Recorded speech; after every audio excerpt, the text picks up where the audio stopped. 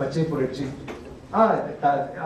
ஒரு தலைவர் அப்படின்னா நம்ம வந்து we just trying to UN habitat பேஸா வச்சு தான் நாங்கள் பண்றோம். It's a group. நாங்கள் வந்து இப்போ ரசிகர் மன்றங்கள் வச்சு பண்ணலான்னு இருக்கோம்.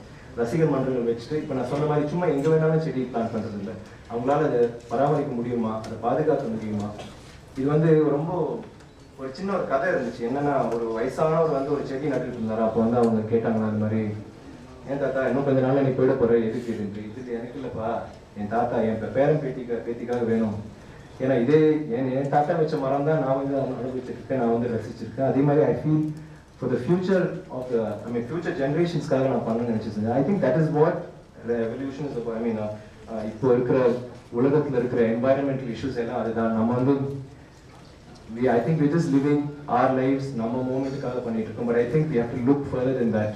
Future generations நம்ம என்ன பண்ண போறோம், சில விஷயங்கள் செய்யணும். And I think ரசிகர் மன்றத்துக்கு யூத்துக்கு வந்து இது ஒரு பவர்ஃபுல் மெசேஜா இருக்கணும்னு நினைக்கிறேன். ஐ ஃபீல் தட் எங்க ரசிகர் மன்றங்கள் ஆரம்பிச்சு அவங்க மூலமா சின்ன சின்ன இடங்கள் இப்போ வந்து பெருசா நம்ம பிளான் பண்ணலாம். இப்போ 1 lakh நான் வைக்கணும்னா இன்னைக்கு வந்து 100 பிளான் பண்ணியிருக்கேன்னா ஒரு 10 செடி எங்கேயாவது ஒரு அந்த மாதிரி எல்லா ஐம் ஷூர் என்னோட ரசிகர்கள் எப்பவுமே திடீர்னு மொட்டை அடிச்சுன்னா அவங்க எல்லாரும் மொட்டை அடிச்சுக்கிறாங்க. இப்போ இந்த ஃப்ரெஞ்ச் பேர் வச்சா திடீர்னு பீமா இந்த உடம்பு ஏற்றோம்னா அவன் வந்து கேட்குறான், அண்ணா சாரி நான் தொப்பதான் கொஞ்சம் பெருசா இருக்கு, பைசெப்ஸ்லாம் கரெக்டா இருக்கா அப்படின்னு. ஸோ அவங்க வந்து they follow what we do.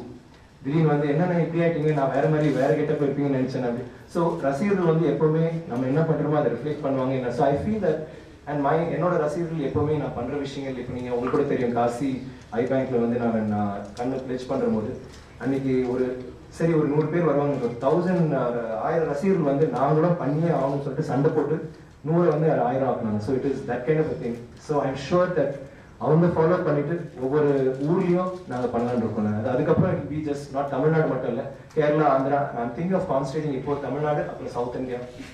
Indian லெவல்ல வந்து டெஃபினட்டா நம்ம வந்து டாக்கிங் டு அதர் என்ஜிஓஸ். நான் எல்லா விஷயமும் வந்து ஏற்கனவே இப்போ வந்து சில என்ஜிஓஸ் இருக்காங்க, இப்போ நிழல் அந்த மாதிரிலாம் அவங்க வந்து மரம் நட்டுட்டு இருக்காங்க. அவங்க நிறைய ரொம்ப நல்ல வேலை பண்ணிட்டு இருக்காங்க. So I'm going to combine அவங்க எல்லாருமே சேர்ந்து. இட் இஸ் நாட் ஜஸ்ட் இப்போ நம்ம வந்து இட் இஸ் அ மூவ்மெண்ட், இது ஆரம்பிக்கும். But I will be doing it in collaboration. நாங்கள் தனியாகவும் பண்ணுவோம், என்ஜிஓஸோட பண்ணுவோம். இது மாதிரி எல்லா விஷயமும் என்னெல்லாம் பண்ண போகிறோமோ நாங்கள் வந்து we are going to look forward to NGOs, look forward to corporates. அவங்க கிட்ட இருந்து அவங்களோட உதவி தேவைப்படும். ஸோ நிறைய பேர் மீட் பண்ண வேண்டியிருக்கும். So I think I will be able to do that. United Nations வந்து it is a non-profit organization. உலகத்திலேயே அவங்க எல்லா விஷயத்துக்கும் whether it is UNICEF, whether like போர், எல்லா விஷயம் அவங்க எல்லா விஷயமும் அவங்க ஒவ்வொரு டிபார்ட்மெண்ட் வச்சிருக்காங்க. இப்போ UN Habitat வந்து it is to do with அது யுனைடெட் நேஷன்ஸோட ஒரு பகுதி. பட் இது வந்து நம்ம அர்பன் ஸ்டெபிலைசேஷன். இப்போ 90% ஆஃப் பாப்புலேஷன் வந்து சிட்டிஸ்க்கு தான் வந்திருக்கும். அவங்களோட மெயின் ப்ராப்ளம் அதான். 90% சிட்டிஸ்க்கு வந்திருக்காங்க. பட் சிட்டிஸ்ல வரும்போது அது வந்து ரொம்ப ஸ்டெபிலைஸா இல்லை.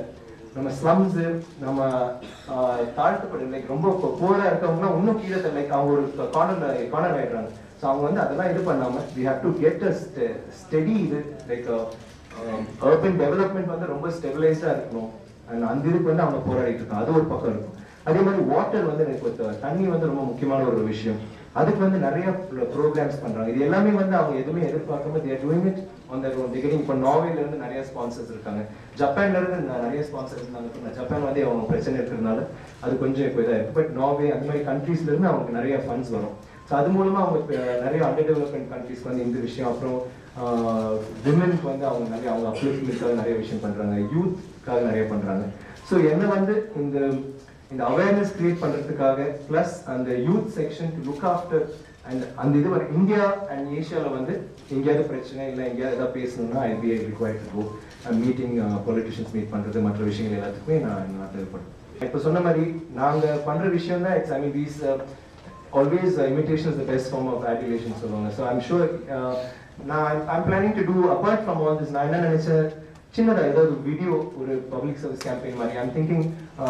நிறைய லைக் ஆந்திரால இருந்து கேரளால இருந்து இங்க இருந்து நம்ம ஆர்டிஸ்ட், அதே மாதிரி பாம்பேல இருந்து get them together for a song or something or a message எடுத்து போறதுக்கு I think it's the easiest way. ஏன்னா it really reaches the audience and ஒரு அவேர்னஸ் கிரியேட் பண்ணி. எனக்கு என்னன்னா நம்ம எல்லாருமே நல்லது பண்ணணும்னு ஆசைப்படுறோம். யாருமே வந்து இல்ல நம்ம பாட்டுக்கு நம்ம வீட்டுல இருக்கோம் அப்படி கிடையாது. எல்லாருமே எங்கேயோ ஒரு இடத்துல ஒரு சின்ன ஒரு மூலையில இருக்கும்.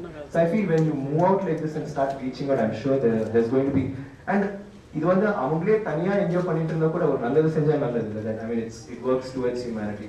And ஏன்னா என்னோட மெயின் பர்சனலா என்னோட மெயின் இது வந்து green revolution. I feel it's very important. நம்ம வந்து அதை வந்து நம்ம வந்து ரொம்ப யோசிக்கவே இல்லை. இப்போ நான் என்ன சொல்றேன்னால எனக்கே நான் இருக்கிறது பெசன் நகர். நான் பெசன் நகர் போனதே மரங்கள் தான். திடீர்னு ஒரு நாள் ஒரு மரம் அங்கே செத்தாலே எனக்கு ஐயோ, ஒரு தடவை போகும்போது அந்த மரம் பார்த்துட்டு தான் போவேன். சில டைம் அந்த மரம் வாடி போகும்போதே எனக்கு வந்து ரொம்ப கஷ்டமா இருக்கு, ஐயோ அது போயிடுச்சு. ஏன்னா அவங்க சிமெண்ட் ஃபுல்லா அதை போட்டு தார் போட்டுருப்பாங்க. சில டைம் வெட்டிடுவாங்க, ஏன்னா யூ ஹேவ் டு. பட் என்னன்னால இட் இஸ் நம்ம வந்து இப்போ மூவ்மெண்ட், நமக்கு சிவிலைசேஷன், நம்ம மாடர்ன் இப்போ வெஹிக்கிள்ஸ் வந்து நிறைய ஆயிடுச்சு. ரோடு எக்ஸ்பேண்ட் பண்ணி தான் ஆகும். நீங்க பெங்களூர் ரோடு பார்த்தீங்கன்னா அது அதோட அழகான ரோடு எப்பவும் இருக்காது. ஆனா இப்போ எந்த பக்கமே மரம் இல்லை. அவங்க புத்திசாலித்தனமா பண்ணினா என்ன பண்ணிருக்கலாம், மரத்தை வச்சுட்டு ஒரு பக்கம் இந்த ரோடு நிற்பாங்க. என்ன பண்ணாங்க, 2 பக்கமும் மரம் எடுத்துட்டாங்க. இன்னும் நடுவுல மரத்தை வச்சுட்டு பண்ணிருக்கலாம். இல்லைன்னா நடணும், they should do it. But what I'm saying is இது வந்து பார்க்கறதுக்கு நல்லா இருக்கு. நான் என்ன சொல்றேன்னா, நம்ம அந்த ரோட்ல தான் இருக்கணும்னு அவசியம் இல்லை.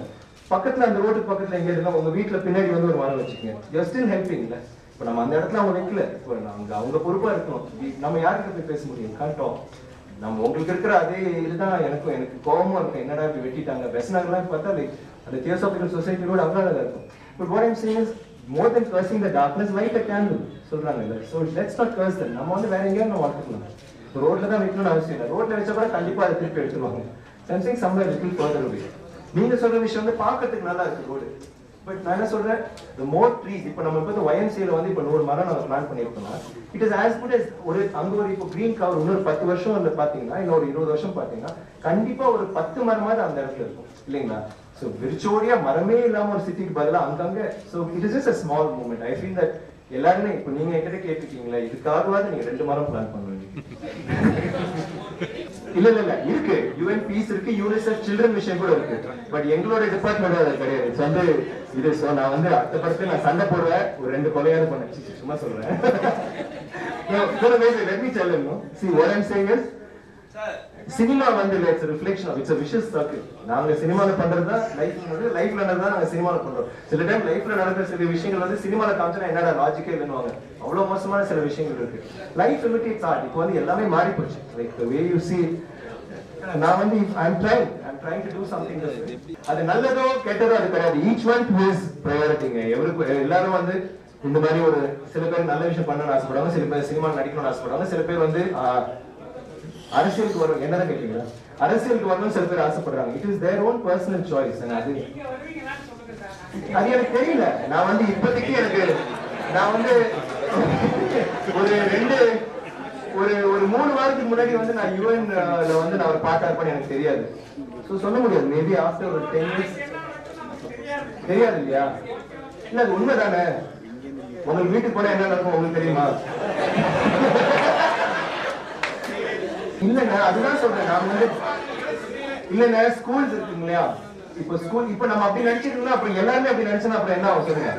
ஆமா, அப்புறம் இந்த இது மாதிரி ஃபிளைஓவர் மாதிரி சின்னதா நடக்கிறதுக்கு வச்சிருப்பாங்கல்ல, நம்ம ராஜ்பவன் போறதுலாம் அதுல ஏறவே மாட்டாங்க.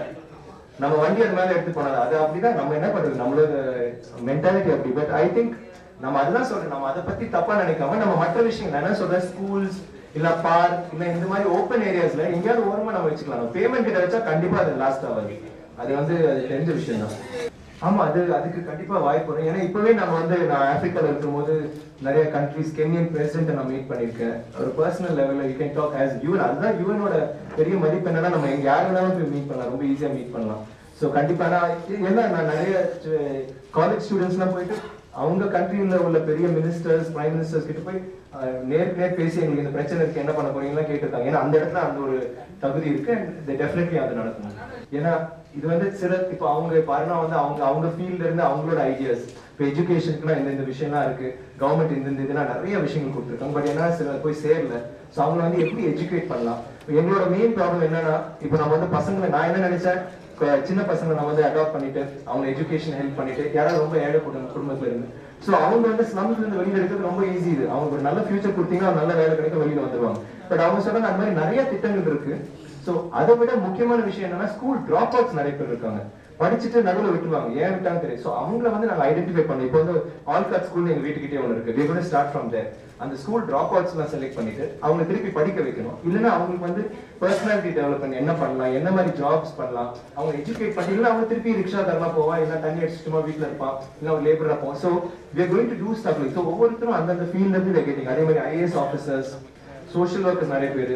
So over field we need to have a discussion. ஏன்னா என்னால அது வந்து சில இடத்துல I may not be qualified. வந்து நான் இப்போ வெப்சைட் ஒன்று ஆரம்பிக்கிறேன் இதுக்காக. இப்போ அந்த என்னோட வெப்சைட்ல ஒன்று வரலாம். இப்போ நான் கூடிய சீக்கிரத்தில் உங்களுக்கு அந்த இதை நான் கொடுத்துறேன் நெக்கு மூலமா நான் வந்து. ஸோ அது மட்டும் இல்லை, நான் ட்விட்டர்லயும் நான் வந்து I'm going to join Twitter. So யாருக்காவது ஏதாவது சொல்லணும்னா என்ன பேசணும்னா என்ன ஜாயின் பண்ணணும்னா கண்டிப்பா பண்ணுங்க. ஏன்னா அவங்களோட இது தேவைப்படுது. என்னோட அவங்க என்ன எக்ஸ்பெக்ட் பண்றாங்கன்னா I think it's to do with அவங்க செலக்ட் பண்ற 2 நைஜீரியன்ஸ் வந்து 2 பேருமே ஆர்டிஸ்ட் ஃப்ரம் நைஜீரியா, ஆக்டர்ஸ். ஜெர்மனில இருந்து செலக்ட் பண்ணவர் வந்து ஹீஸ் அ பெயிண்டர். அவர் வந்து காஃபி பீன்ஸ் வச்சு பெயிண்ட் பண்ணி he goes to all these places and sells it environmentக்காக நிறைய விஷயம் பண்றாரு. So we all decided that எங்களுக்கு தெரியும் வந்து what their ஒரு awareness create பண்றதுக்கு தான் they've taken us on. The fact that I think இப்போ இங்க வந்து they were thinking of cricketers, they were thinking of actors. ஏன்னா எங்களுக்கு தான் I think there is a fan following. அப்புறம் நாங்க வந்து we are able to reach the public easier.